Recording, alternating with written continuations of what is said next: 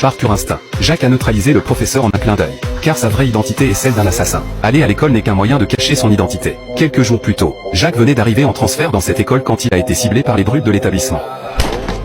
Après avoir reçu un coup de poing, Jacques n'a pas changé d'expression, car cette douleur équivaut à une simple gratouille pour lui. Mais quand les brutes ont volé son portefeuille et se sont moqués de sa photo de famille, Jacques a récupéré la photo sur le champ et s'est préparé à leur donner une leçon. À ce moment, le professeur est apparu soudain derrière eux. Les brutes ont dû s'en aller les queues entre les jambes, ne parvenant pas à intimider Jacques. Elles ont détourné leur colère sur Ellie, sa voisine de bureau. Elle jetait sans cesse des ordures sur le bureau d'Ellie, alors qu'Ellie ne faisait que ramasser le vase cassé la tête baissée, sans oser se rebeller. Cette fois, les brutes ont traîné Ellie dans le laboratoire et ont volé son argent de subsistance d'un mois. Quand Ellie a tenté de se défendre, son vêtement a été déchiré. Ayant vu tout cela, Jacques savait qu'il était temps de donner une leçon à ces brutes.